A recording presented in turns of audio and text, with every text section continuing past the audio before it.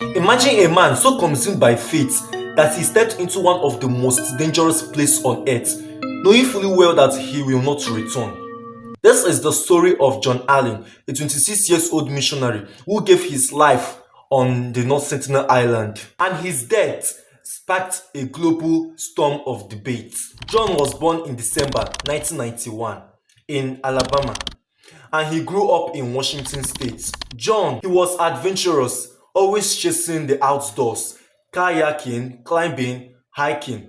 John grew up in a home surrounded by Christian faith. But what set him apart was a conviction formed in his teenagers years. He believed that he was called by God to bring Christianity to one of the most isolated tribes in the world, which is the Sentinelese. He believed that the island was Satan's last stronghold. This wasn't a passing thought, it was an obsession. John studied survival, trained with missionaries, and traveled overseas.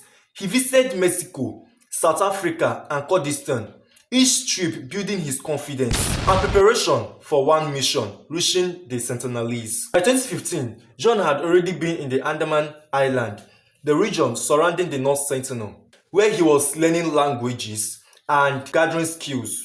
He knew that it's illegal to step into that island, and the island is off limits by the Indian law, protected because outside contact could devastate the Sentinelese. And also he knew that they were hostile.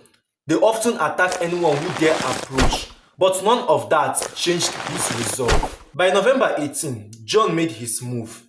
He paid a local fisherman to carry him past the Indian naval patrols, armed with Bible and some gifts. He approached the island, he shouted greetings and held out a fish as an offering, and also declared that my name is John and I love you and Jesus loves you. But the only response he received was hostility arrows flew, one of them piercing the waterproof Bible he carried. Most people would have turned back. For me, sincerely talking self, I would not even bear in mind of going to that particular island. I would even give up. But John didn't. That night, John wrote in his journal some few words like, God, is this island Satan's last stronghold? And others. And the words revealed fear, also a burning certainty. The next day, John tried again. He sang worship songs, spoke in Xhosa, the South African language he learned during earlier trips. And some of the tribe laughed at him, others stood silent.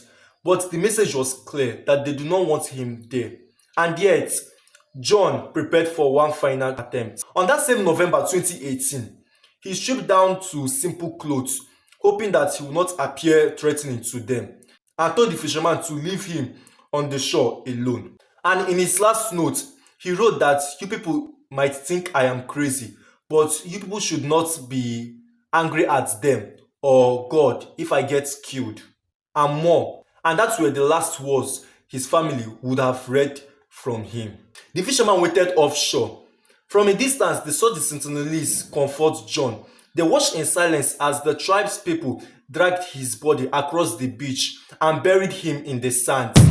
And his life ended there, on the very island he dreamed since he was a boy. The news of his death spread around the world. Some condemned him, calling his mission a reckless, arrogant, and dangerous mission. The Sentinelese is a tribe that has zero immunity, has no immunity to this modern world.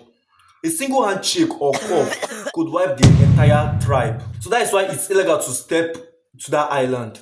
And critics argued that John's presence was a threat to their existence. That is, his death is a result of ignoring clear warnings that was meant to protect both sides. Authorities made an attempt to retrieve his body, but each mission ended up with the Sentinelese firing arrows, and officials finally decided that the risk was too great.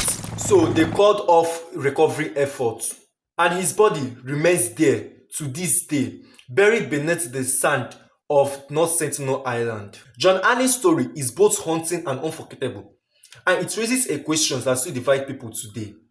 Was he a hero who sacrificed everything for his faith? I want to know you guys' answer in the comment section. And as the wave continues to crash against the shore of North Sentinel Island, the mystery of the tribe remains sealed off from the outside world. His name has been etched into documentaries articles, and debates, not because of success, but because of a line he crossed that few would have dared to approach. And didn't I forget to tell you guys, this man you see here did the same exact thing John Allen did. And I don't have much to say here. Just watch this video here and it's gonna blow your mind.